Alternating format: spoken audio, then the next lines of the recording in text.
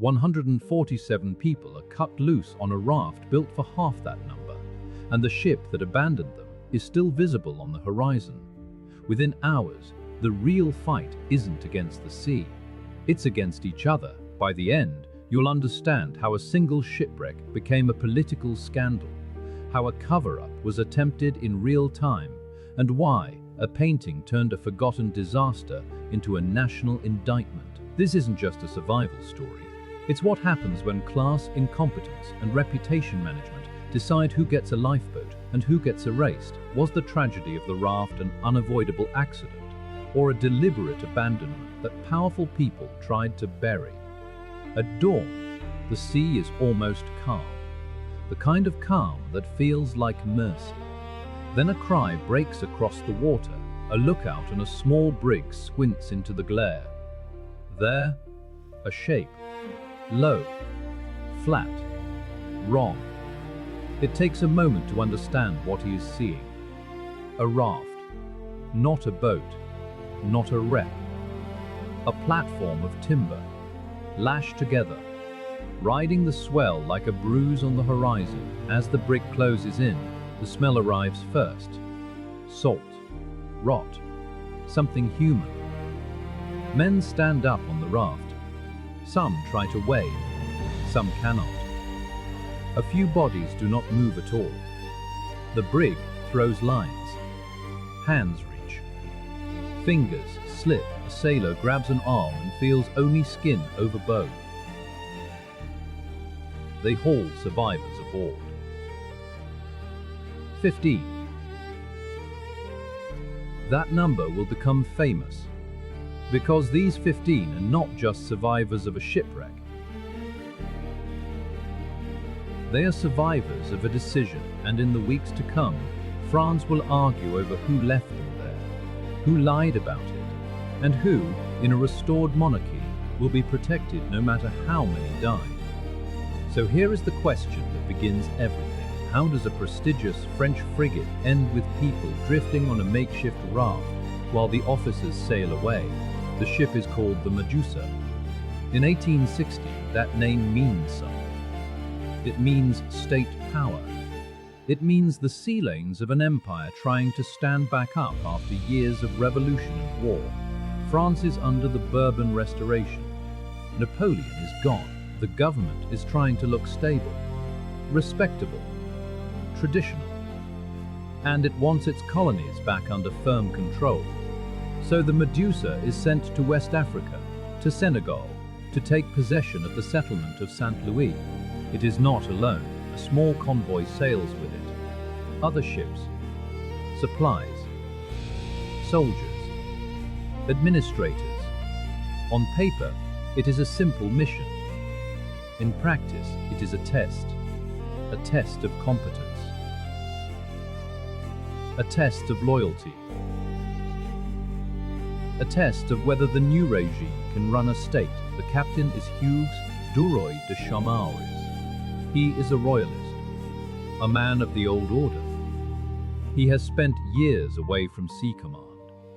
Now he is back, not because he is the best sailor, because he is the right kind of man. The deck watches him, the officers measure him. Some are uneasy, some say nothing. At sea, silence can be a form of obedience, and obedience can be fatal. So the question is simple. When a captain is chosen for politics, not skill, who pays the price when the ocean demands competence? The convoy leaves France and heads south. Almost immediately, the Medusa begins to separate. It runs faster than the others, or rather, it tries to. There is impatience on board, a desire to arrive first, to lead. There is also pride, and pride loves speed. The coast of Africa is not forgiving. Shallows, sandbanks, currents that pull a ship sideways, maps that lie by omission. This is not open ocean. This is a maze. The Medusa approaches the Mauritanian coast. The experienced sailors want caution, they want soundings, they want to keep distance. But the ship presses on. There are decisions made that will later be defended as reasonable. There are warnings that will later be described as unclear. The wind and the current do what they always do. They take advantage of arrogance. On July 2nd, 1816, the Medusa strikes. Not with a dramatic crash, with a grinding shudder. The keel drags. The ship slows. Then it stops. It is stuck on the bank of Argin. Sand holds it like a fist. The sea, still calm, begins to look like an accomplice. Because calm water means you cannot force your way off. You just sit there, waiting. And in that waiting, every error becomes visible. So here is the next question. Once a ship is trapped and the captain has already failed, who takes control before panic does? The raft didn't drift away by accident. Someone had to make the decision to sever it. So who held the knife and who gave the order? Pause the ocean for a second, because the most violent act in this story happens with a calm hand and a simple knot, and it's about to be pulled. At first, they tell themselves it will be fixed. They throw cargo overboard. They cut weight. They try to lighten the hull. They attempt to move the ship with anchors and lines. The work is hard, ugly, and slow. The sun bakes the deck. The sand refuses, and the water, which looked calm, now becomes another threat. Because the longer you wait, the more the ship breaks under stress. Boards flex, seams open, and morale starts to separate the way the convoy did. Officers, soldiers, civilians, a colonial administration is on board. Families too. There are people who believe they will be treated as important. There are people who know they will be treated as expendable. And there are sailors who know the sea does not care. The captain calls councils, plans are proposed, arguments flare. But every plan has the same problem. There are not enough lifeboats. Not for everyone. The Medusa was not designed to carry its entire population in boats. Most ships were not. So another solution forms in the minds of men who are desperate. A raft, a platform, timber, spars, planks, anything that will float. They begin to build it. It is not elegant. It is not elegant. It is a concession, a way to say, we know some people will have to take the worst option, and everyone can feel what that means.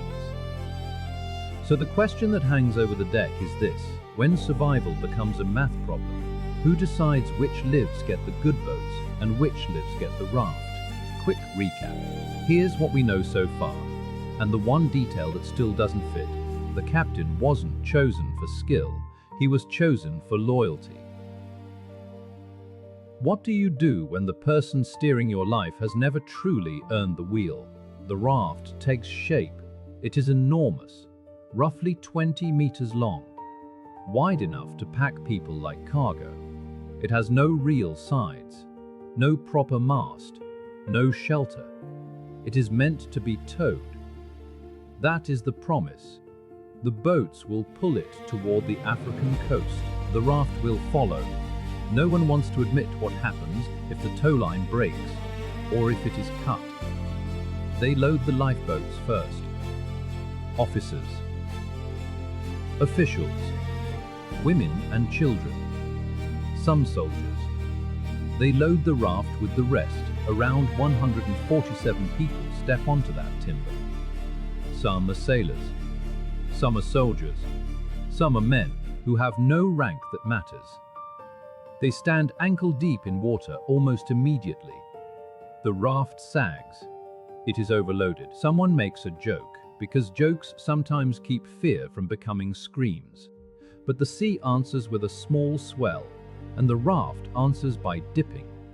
When the towing begins, it is chaos. Boats strain. Lines snap and are retied. The raft jerks like a prisoner dragged across the floor. People fall.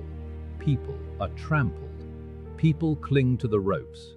It becomes clear that towing will be slow, and every minute tows the raft farther from the wreck, farther from certainty. In one of the boats, an officer looks back. He sees a mass of men crowded on wet wood. He sees arms raised. He sees faces already turning from hopeful to furious. And he knows what the raft represents. It represents responsibility, and responsibility is heavy. So here is the question. At what moment does the promise to tow the raft turn into a temptation to abandon it? Before anyone starved, the most valuable currency on the raft was position, where you stood, who you knew, and what you could take. So why did the strongest men end up making the worst decisions? Forget hunger for a moment. The first thing to run out on the raft is trust, and the next decision proves it. The line does not last. Accounts differ on exactly how it happens. Some say it snaps under strain. Some say it is cut. Some say it is let go in confusion. But the result is the same. The raft falls behind. The boats pull away, and the distance grows. From the raft, they watch the boats become smaller. They shout. They wave cloth. They beg. A few men try to swim after them. The sea takes them. The boats hesitate. They circle. They come close enough to see faces. Then they leave, one by one. The lifeboats make the choice that will define this story. They choose themselves. They choose speed. They choose the possibility of reaching land with their passengers alive. And they leave the raft behind like a secret. On the raft, the first wave of disbelief breaks into rage. Someone screams that they have been betrayed. Someone says the boats will return. Someone else says they will not. And as the sun lowers, a new truth arrives. The raft is alone. It has almost no provisions. A few casks. Some biscuits. A little wine. Not enough. Not even close. And now night comes. Black water. Bodies packed tight. A platform that heaves and dips. And fear that has nowhere to go. So the question is unavoidable. Once the raft is abandoned, what kind of people do those men become to stay alive? The official story says the sea did this, but the logbooks and testimonies don't line up. If the paperwork is lying, what else was rewritten? The first night on the raft is not a story of noble endurance. It is a story of collapse. The sea rises. The raft pitches. It is low in the water. Each swell washes over it. Men are swept away. Some cling to the timbers until their fingers open. Others are pushed off, intentionally or not. There are fights almost immediately.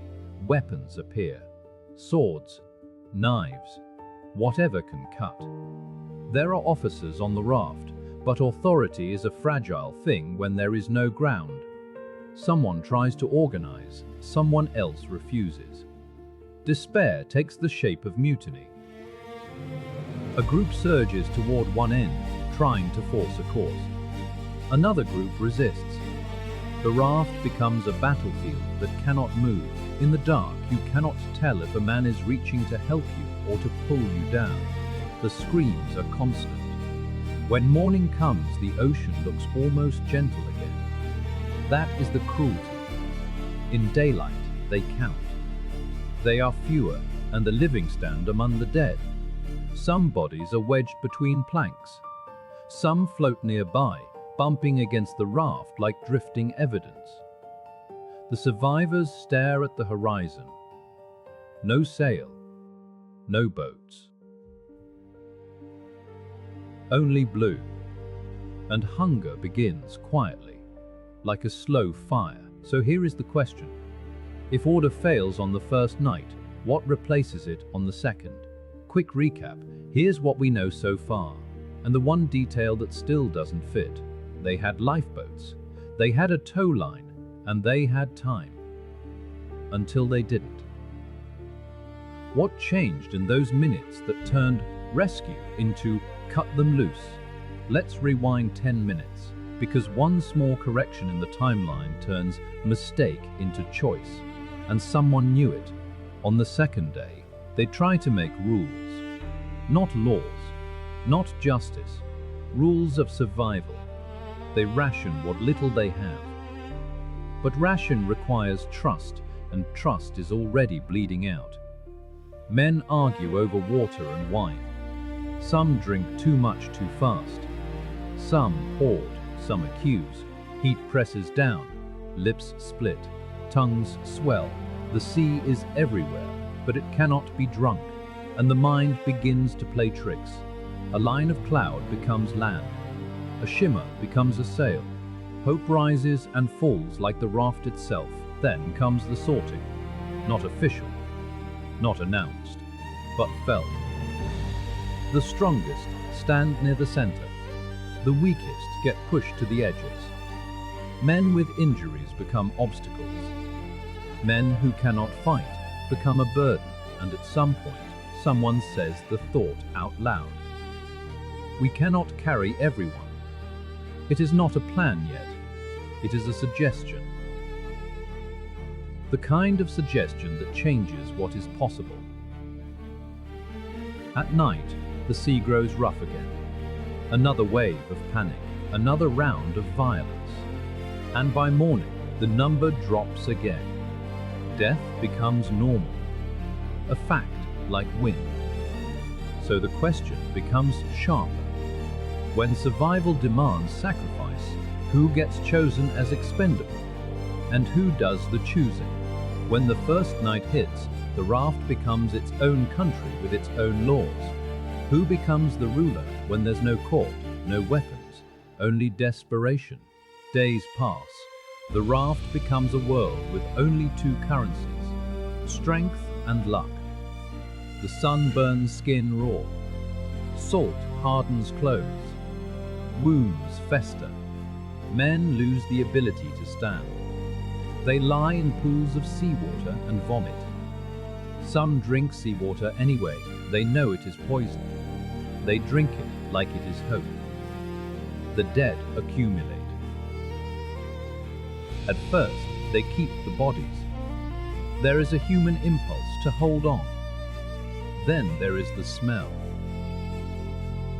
Then there are waves. Bodies go overboard. Some are pushed.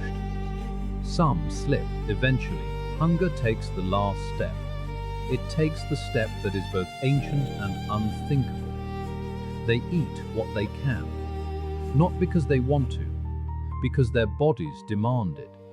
In later retellings, people will argue about this part. They will flinch from it. They will use it to condemn or to sensationalize.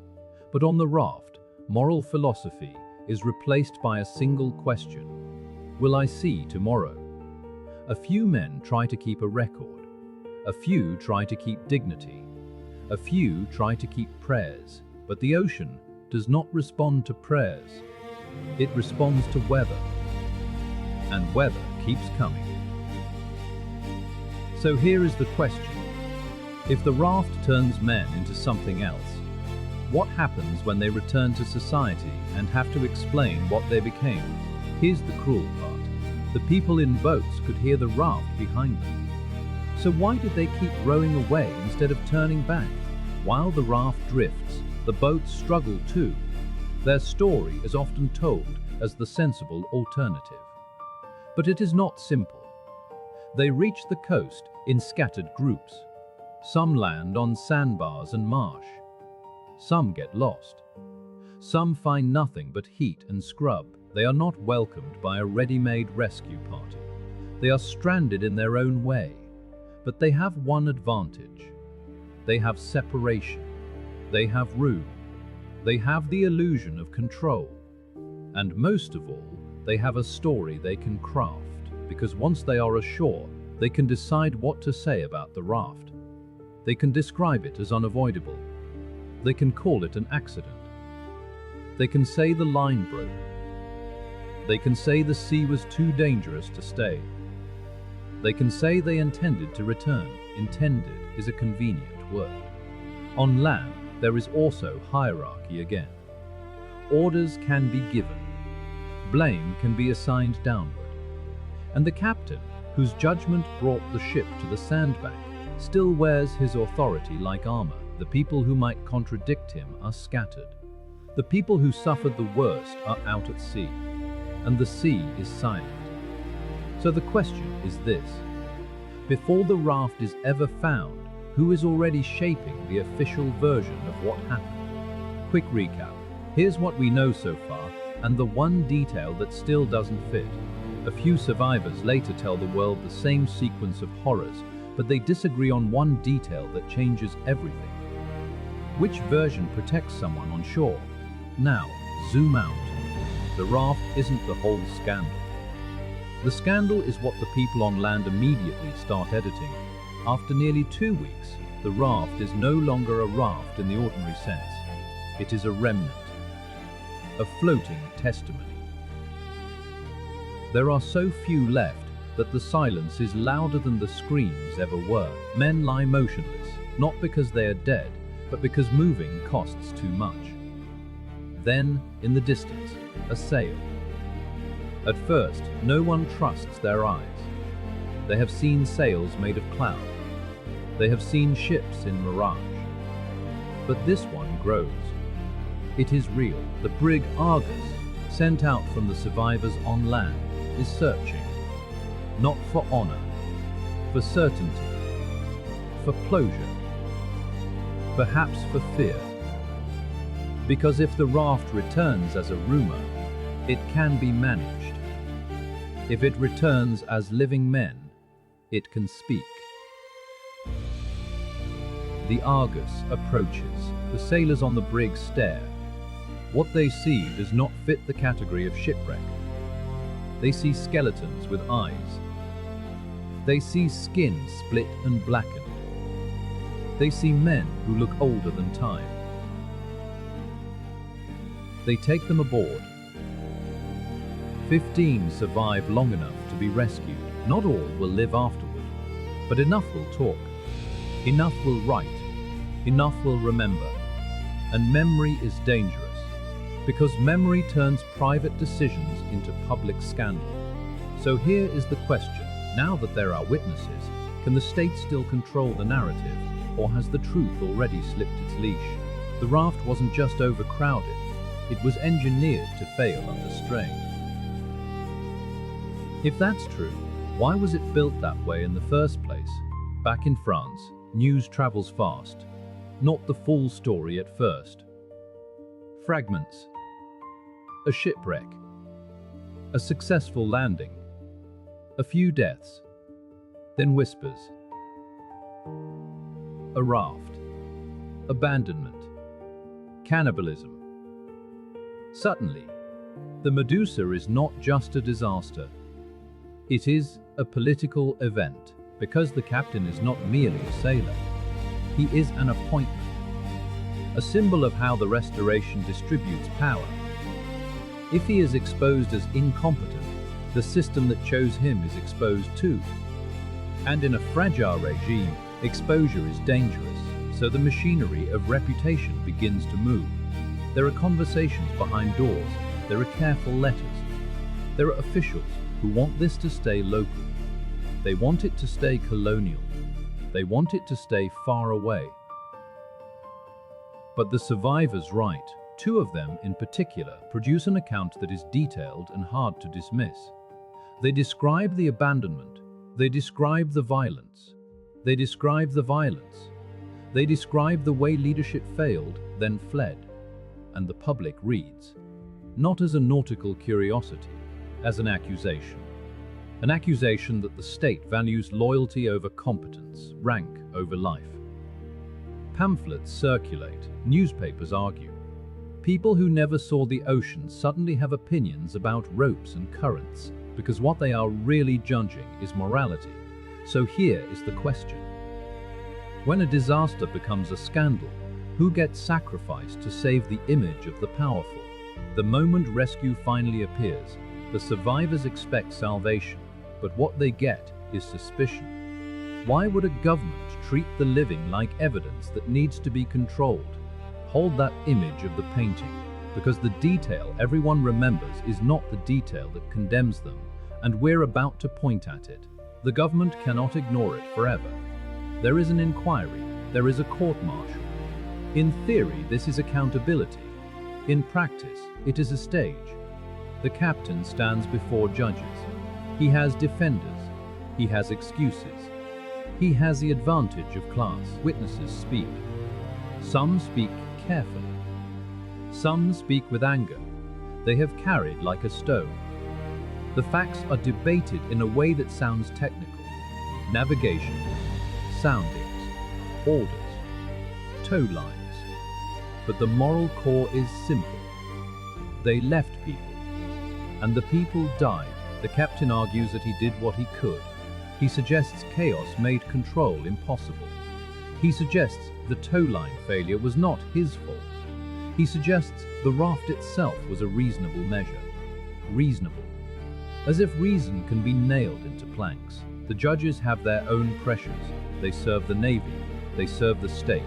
They serve the idea that authority must remain respectable. A harsh sentence would admit systemic failure. A light sentence would admit impunity. Either way, the court is cornered. In the end, the captain is convicted. But the punishment is not equal to the scale of the deaths. It feels like containment. It feels like a compromise. As if the state is not judging the act. It is judging the public reaction.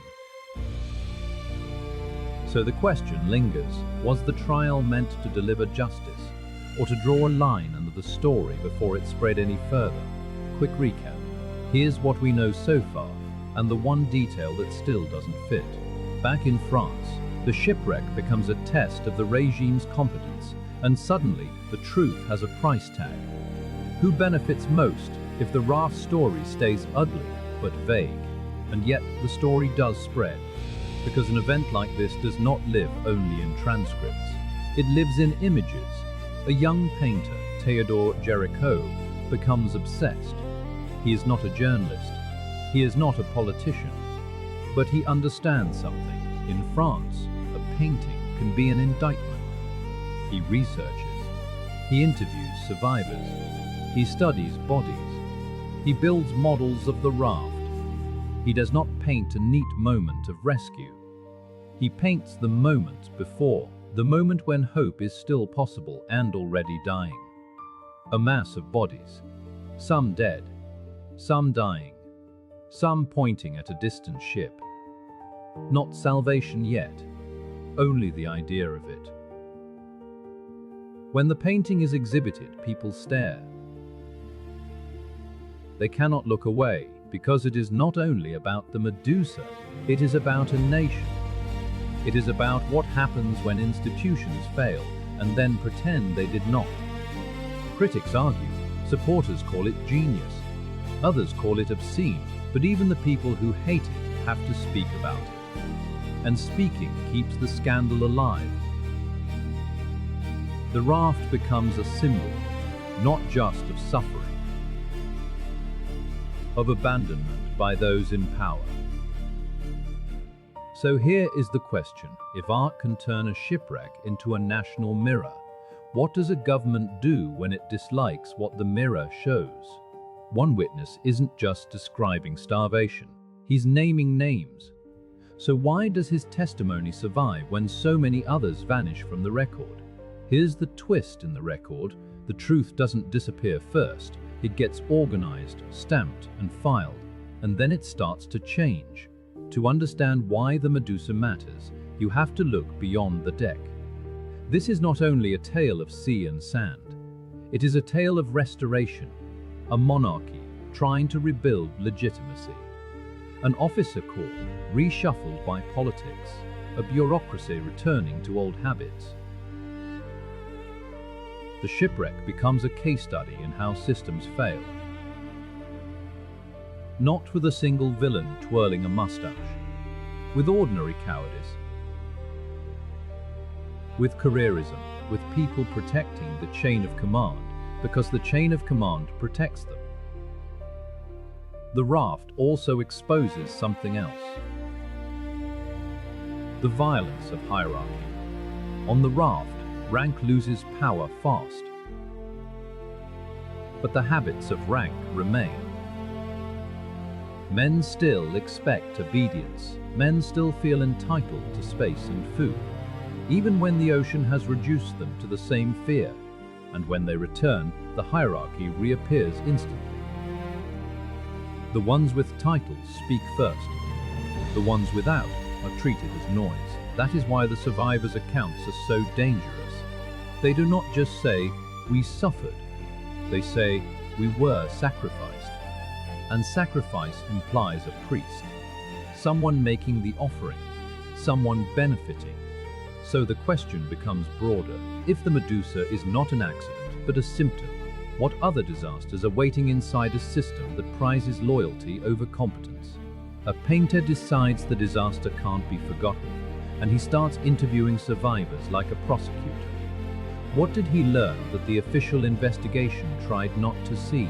There is another dimension that sits behind the official narratives: colonial ambition.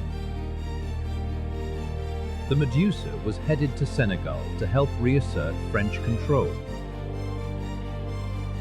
That mission assumes a world in which Europeans move people and borders like pieces on a board, and it assumes that risk will be borne by someone else, sometimes by sailors, sometimes by sailors, sometimes by the colonized. The shipwreck interrupts that confidence.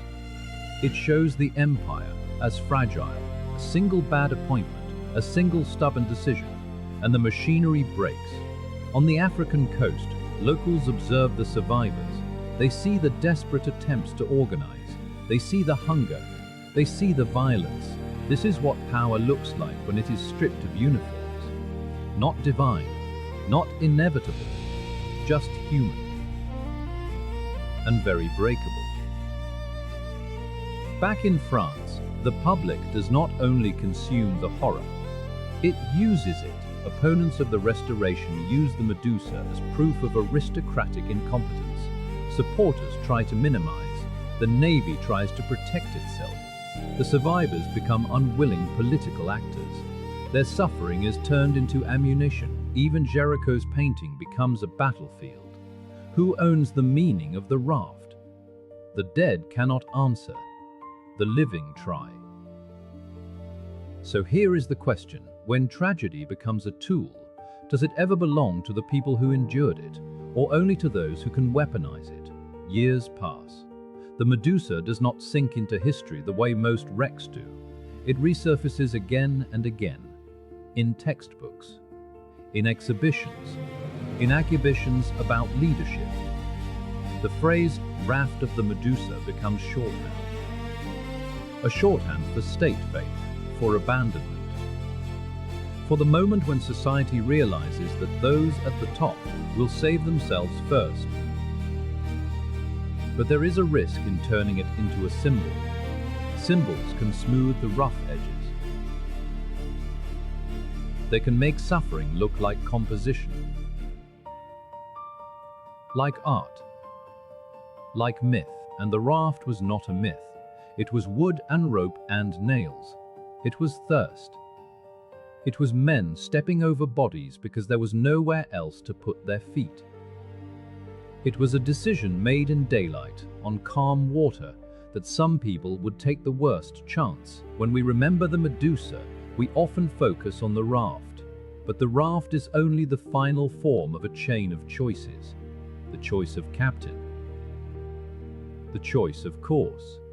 The choice to separate from the convoy. The choice to tow. The choice to stop, or to cut, and underneath it all, the choice to protect power from embarrassment. That is what turns a wreck into a scandal. So here is the last question. If the Medusa shows how quickly order collapses at sea, what does it say about the order we live under on land, and how close we might be to our own raft?